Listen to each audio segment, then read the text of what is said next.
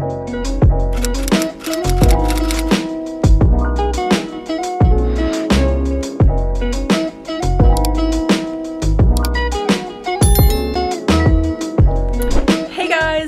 back to my channel. If you're new here, I'm Brianna, and in today's video I'm going to be doing a video that I have been looking forward to filming for a while now. So I'm going to be talking to you guys about all of the books that I've read over this past school year in AP Literature and Composition. So yeah, without further ado, let's get into the video. And also, if you see me looking down at my phone, I just have a summary of all of them that I want to keep on hand just so I don't forget any important details. But anyway, starting off with the first book I read, it was Song of Solomon by Toni Morrison. This one was a class book, so everyone in the class read it together. But anyway, Song of Solomon basically was a book that was set in the South, and it was a book about freedom and the main character's journey through his life and finding out about his past and how that affected him. So the main character was Milkman Dead, aka Macon the Second, I'm pretty sure, because there was like multiple Macons in the book. But basically the book started off with this guy named Robert Smith. He's not really important, but he jumps off of this hospital claiming that he could fly. And then obviously he kills himself by doing that. And then Milkman Dead is born. So Milkman, he grows up in this family that he has a lot of love in, and he's just surrounded by love and compassion and also some wealth as well. His father, Macon Jr., is the only guy in the family who kind of lacks that compassion and is more focused on wealth. So the book goes into this whole story about how Milkman's grandpa, Macon the First, was killed protecting his land, and that's kind of how Macon Jr., his son, kind of developed his obsession over wealth, because he learned that from his father. And it shows how, and from his death of defending his land, his two kids, Pilot and Macon Jr., both witnessed his death, and that kind of scarred them for the rest of their lives. Somehow Macon Jr. finds out that Pilot has this green tarp with gold inside, or at least he thinks that's what's inside. So he is basically determined to find that because he's obsessed with wealth, if you remember. And so he wants to bring his son Milkman along with him. They find the tarp and then they open it, and it's filled with just bones, and they don't know whose bones it is. Obviously the gold is still out there somewhere. And the gold, if you guys are wondering like where this gold is from, it's basically from this guy that Macon Jr. and Pilot found a long time ago in a cave after kind of following their dad's ghost, if that makes any sense. It was kind of weird. Now years later they're trying to go back and get that gold, and they think that Pilot has it.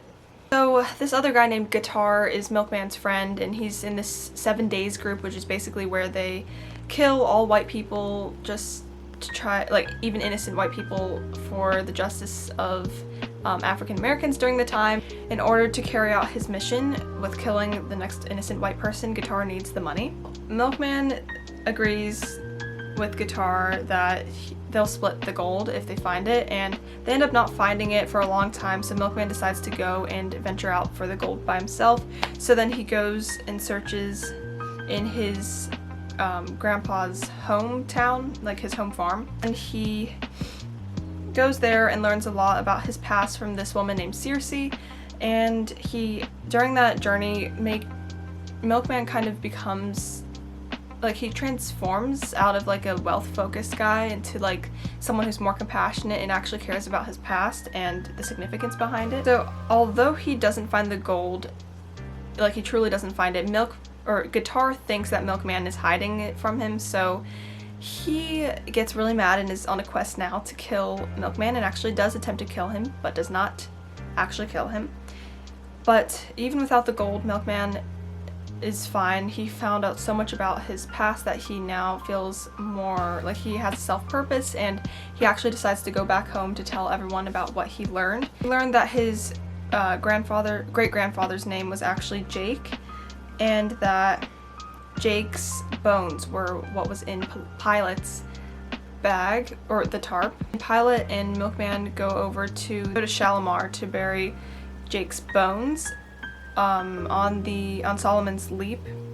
as they're burying the bones, Guitar is there secretly, and he actually tries to shoot Milkman from afar, but instead ends up shooting and killing Pilot instead.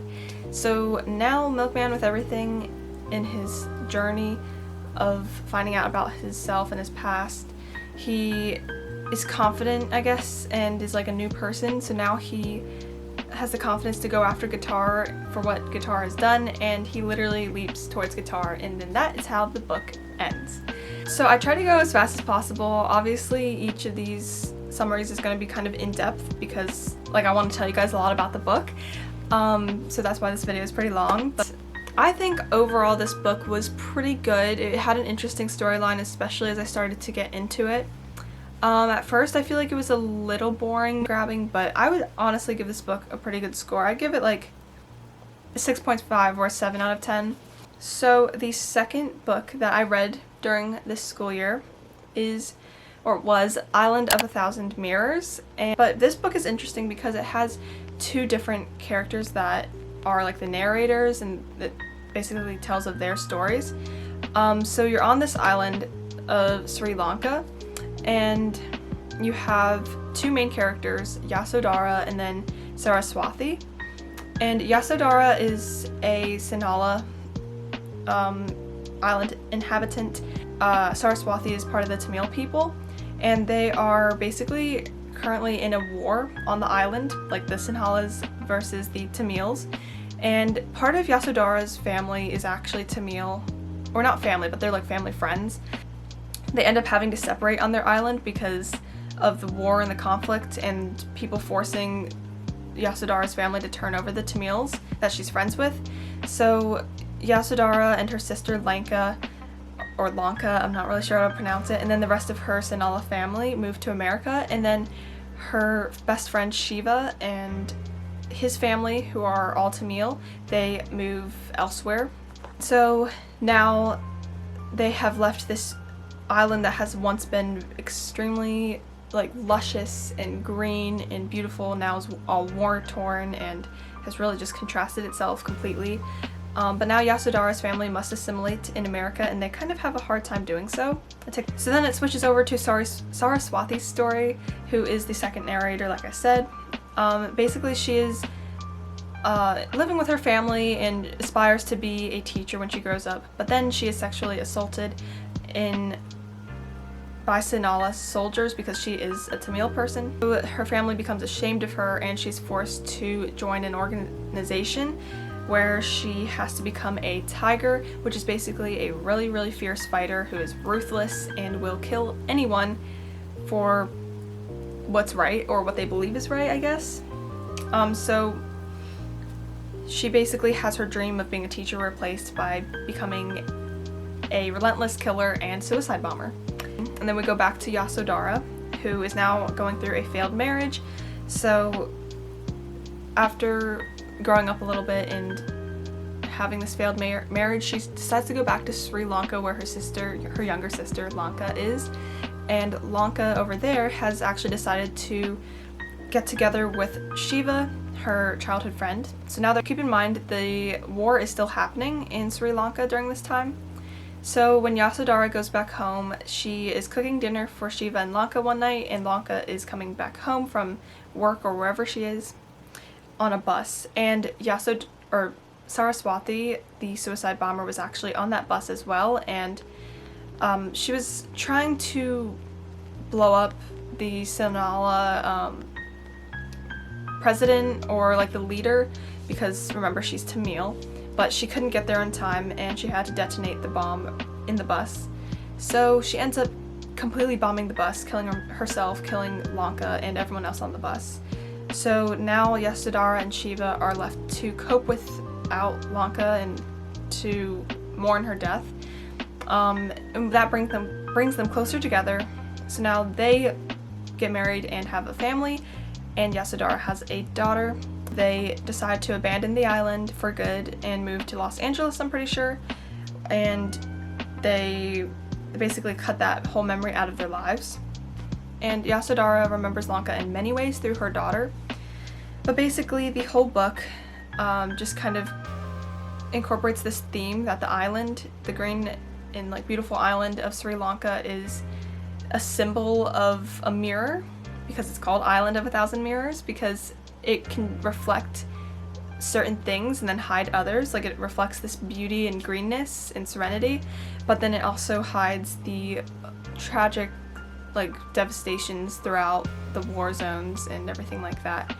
So I thought this book was really cool because of that symbolization. And it was definitely lacking the action aspect a little bit, but I feel like I did like it a little bit more than Song of Solomon, just because, I don't know, it was just a little more interesting to me. So I would probably give it like a 7.5 out of 10. So yeah. Next book that I read was called The Stranger, and this book was another, oh sorry, I forgot to mention, the Island of a Thousand Mirrors was an independent book that I chose to read. The Stranger is a class book that we all had to read. So basically it takes place in 1942, I'm pretty sure, like 1940s, in French Algeria. And the main character, Marceau, he's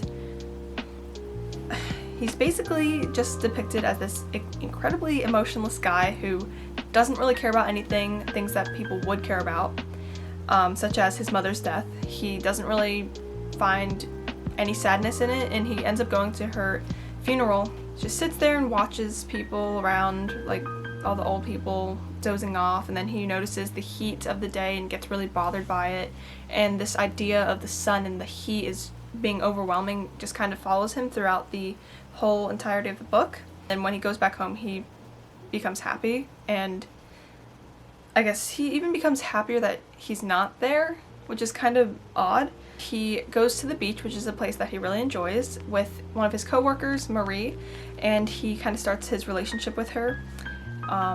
But they're like swimming happily in the beach, and he even forgets about everything that he experienced the previous day and goes out to the movies with her and watches a comedic movie. His neighbor, Ramon, invites Marceau over for dinner and tells him that he beat up his mistress for cheating on him, and basically wants Marceau to write her a letter to lure her back to Ramon. And Marceau doesn't even think twice of it.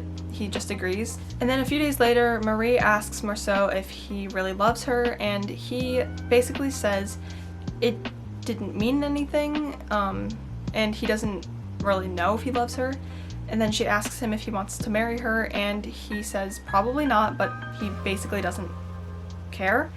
And for some reason that doesn't turn Marie off completely immediately, but she obviously knows that there's something different about Marceau.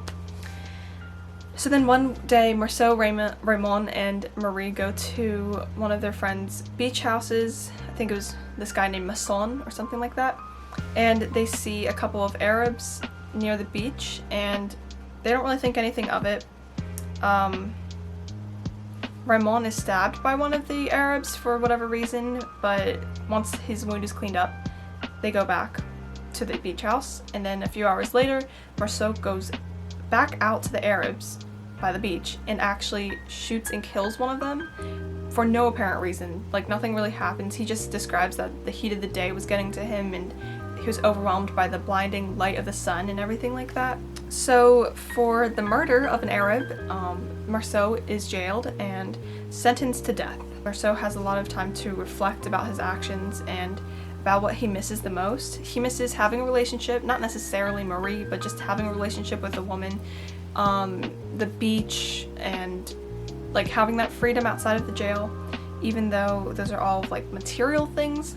He eventually comes to accept his death sentence, and he's going to have a dismal future no matter what because of his actions. It's not necessarily that he has regret, but he just accepts it, and that acceptance makes him happy. It makes him at peace. But yeah, that's basically all of that book. It's very strange, I think. I mean, it is called The Stranger, so I would probably give it like a 6 out of 10 or like even a 5, because it honestly wasn't that interesting to me, but it was still like, I feel like a pretty good book to read. And then the next book that I read was also a class book, and I'm pretty sure it was by the same author. could be wrong.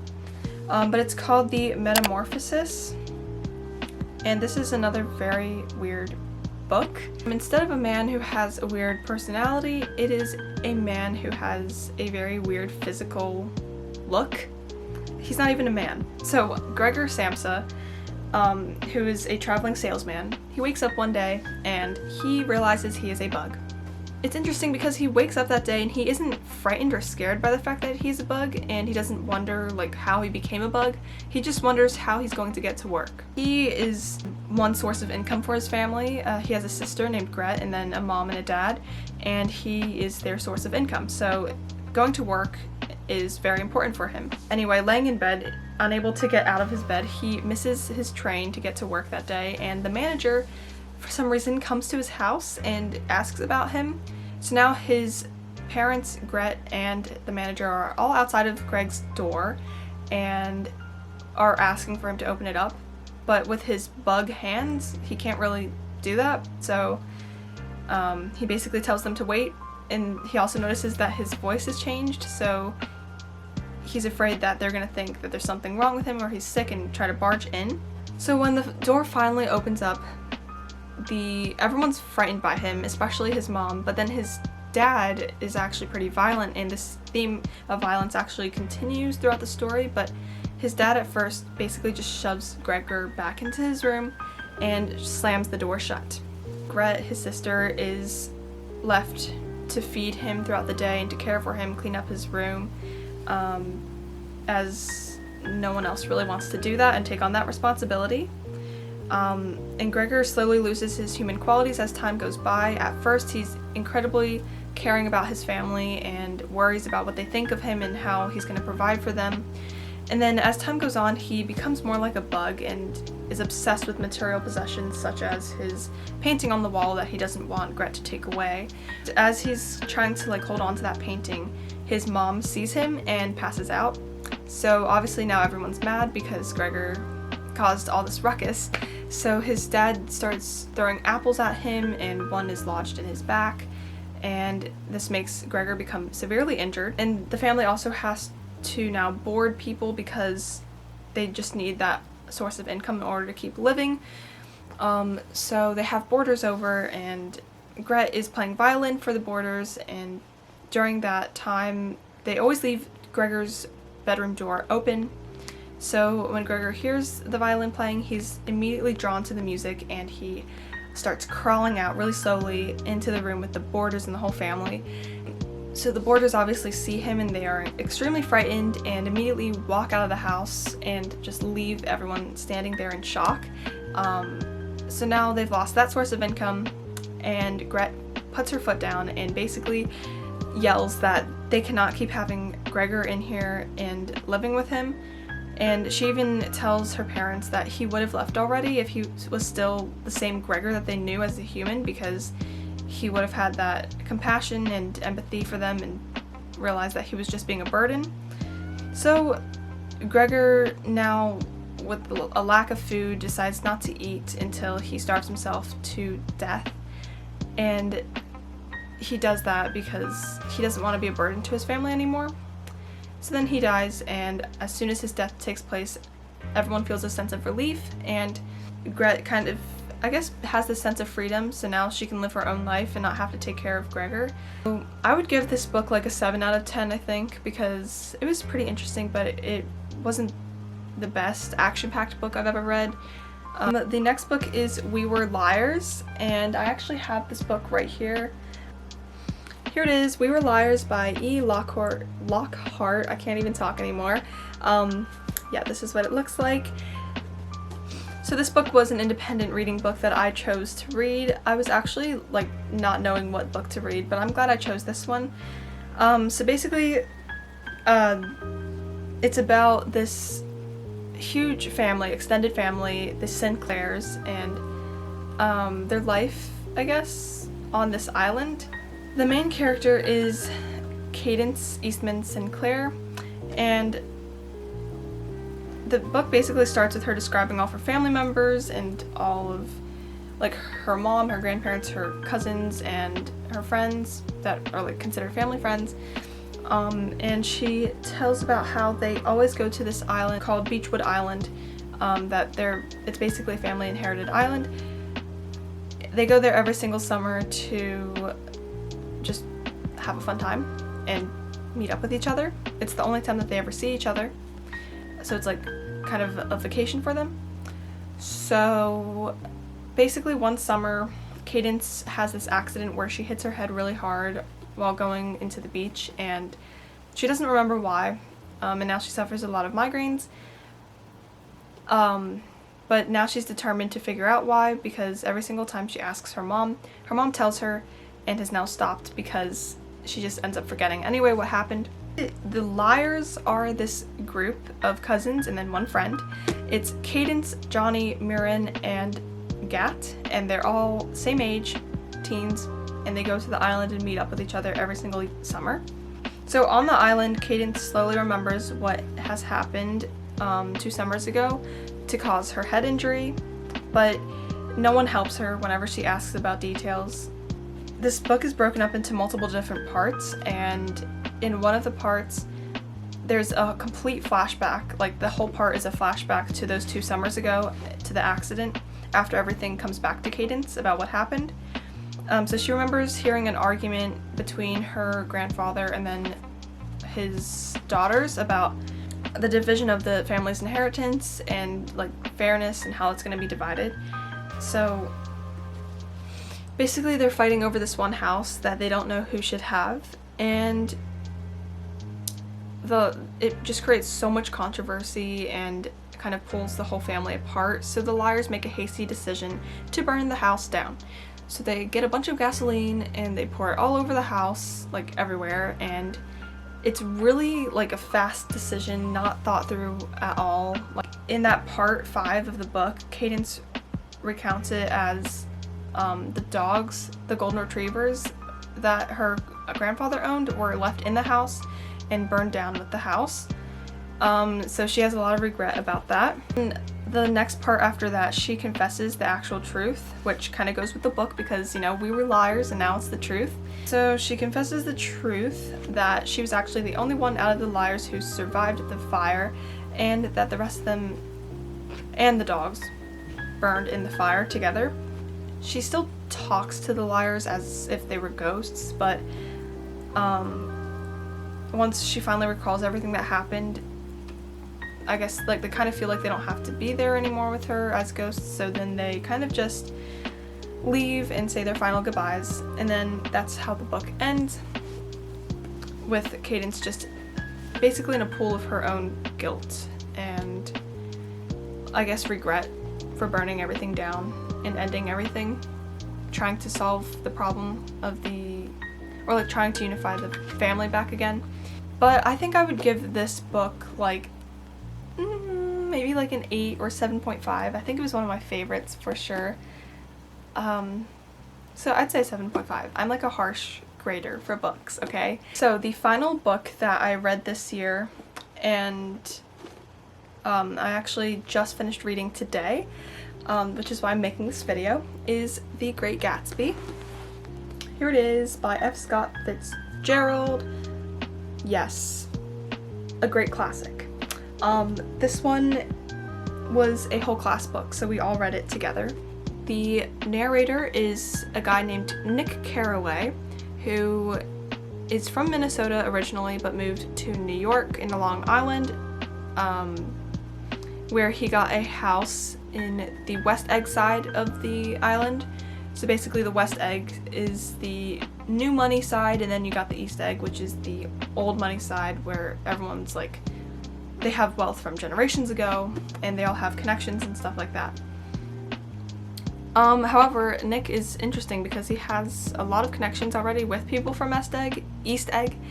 Nick has this mysterious next door neighbor named Jay Gatsby, who is this guy he's on the West Egg side of town, but he throws these extravagant parties. And anyway, Nick goes to his cousin's house for dinner. Her name is Daisy, and she lives in the East Egg side with everyone in the old money side of town. She's married to this guy named Tom Buchanan, who Nick also knows from college. Tom is also having an affair with this girl named Myrtle, who is married to a guy named George Wilson.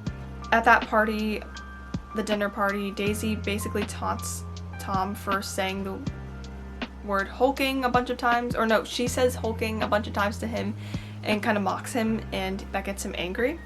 But then he goes to another party another day where Myrtle's there, and she basically taunts Tom for saying Daisy and kind of repeats that over and over in his ear, and he gets so mad at Myrtle that he punches her in the face and breaks her nose. And he knows that he can do that because Myrtle is in a part of New York where it's kind of like lower class, and he doesn't have to hold himself to such high standards. And eventually Nick goes to one of Gatsby's parties that he holds every single week, and he meets him there, and then he figures out that Gatsby is a guy who calls everyone old sport and also has this extravagant smile. But at the party, Gatsby wants to speak to Jordan alone, and Jordan is one of Daisy's friends.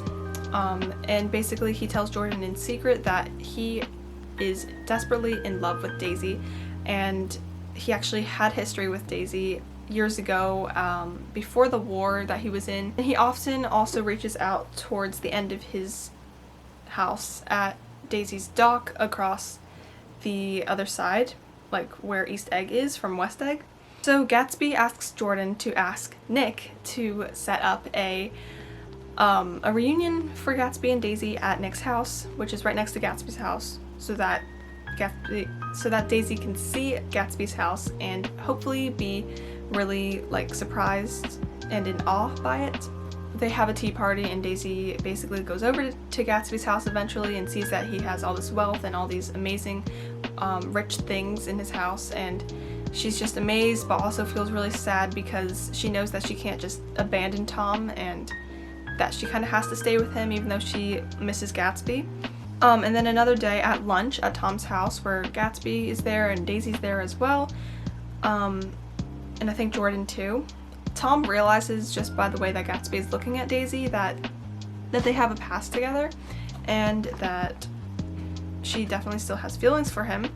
So he's enraged and he offers that they all go to New York City, and that's where Tom confronts Gatsby about his love for Daisy and basically outs him and says in front of Daisy all these bad things, like he's a criminal, he does illegal stuff, and that she should never be with him. So then Gatsby asks Daisy to admit that she never loved Tom, but she can't because she did love him. And so at that moment, Tom basically knows that Daisy will never go with Gatsby and leave him, so he doesn't even worry anymore, and he sends Daisy back home with Gatsby and knows that their relationship is going to be over. So when they all get back home, they hear that Myrtle has been killed and struck by a car, and later Gatsby and Daisy tell Nick that they were the ones in the car driving, and actually Daisy was the one in the passenger seat, but Gatsby loves her so much that, or not in the passenger seat, in the driver's seat, but Gatsby loves her so much that he would cover for her and say that he was the one who actually ran into Myrtle and killed her. So everyone is distraught over Myrtle's death, but not that much, especially the East Eggers, because they really don't even care about people that much and they just have this material and wealth obsession. So Myrtle's husband, George Wilson, finds out that she died from Tom, and Tom tells him that Gatsby was the one who ran into her. So George Wilson believes him and goes to Gatsby's house where Gatsby is in his pool and shoots Gatsby and then shoots himself and kills both himself and Gatsby. So Nick sets up a funeral for Gatsby and is desperate to get some friends to attend, but finds that a lot of people end up not caring that much to even go to his funeral. But then at the very end of the book, Nick kind of reflects on Gatsby's life and his whole dream that he's been chasing to catch Daisy and have her once again, and kind of relates it to the American dream, which is like a theme of the book, and how you try so hard to get something, but it's for, like, you go through that journey for the wrong reasons, or like you pick up the wrong reasons, I guess, because for Gatsby, I mean, he was corrupted by wealth and dishonesty, and the thing that makes him great though was his power to bring all of that dream into reality and the way he tried so hard for it, I guess.